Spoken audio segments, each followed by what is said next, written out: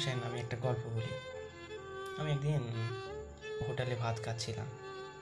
হঠাৎ দেখি রাস্তার উপরে অ্যাম্বুলেন্স ট্রাফিক জ্যামের মধ্যে খাড়া হয়ে আছে।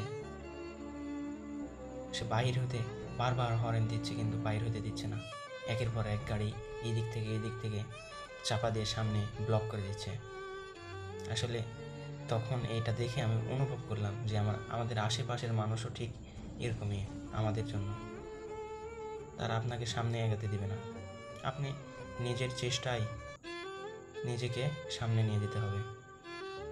তারা আপনাকে বাঁচতে সাহায্য করবে না, তারা আপনাকে মরতে সাহায্য করবে।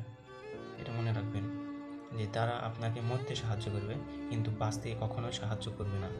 অতএব আপনি ধরেন যে নতুন কোনো কিছু শুরু করবেন, তখন ভাববেন যে আমার প্রতিবেশী কী ভাববে, তারা কী ভাববে, ওরা কী ভাববে। আসলে তাদের কথা চিন্তা করতে করতে আমরা এমন পর্যায়ে পৌঁছে যাই যে আমরা নতুন কোনো কিছু করতে ভয় পাই। আসলে এই ভয়টা পাওয়া উচিত নয়। আপনি দেখেন, কাজ করেন, সফল হন, তারপর দেখেন তারা আবার আপনাকে সেরা বলে মেনে নেবে। দেখেন, চেষ্টা করেন, হাল ছাড়বেন না। যে কোনো পরিস্থিতি থেকে নিজেকে শুধু সামনে নিয়ে যাওয়ার চেষ্টা করুন। আপনার ভিতর সেই শক্তি আছে, আপনি পারবেন। বিভিন্ন সময় আমাদের মনোবল দুর্বল হয়ে যায়। এটাতে আপসেট যতই হন না কেন, আপনি আবার নিজেকে নতুনভাবে তৈরি করবেন।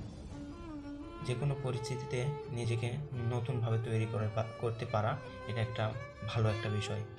আপনি যখন নিজেকে যে কোনো পরিস্থিতি থেকে নিজেকে নতুনভাবে তৈরি করতে পারবেন, আপনি সব পরিবেশের সাথে মিশতে পারবেন, সব পরিবেশের সাথে কাজ করতে পারবেন।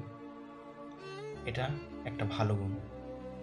সব কিছু বাদ দিয়ে শুধু জাস্ট পরিশ্রম করেন এবং আপনি জিতেন।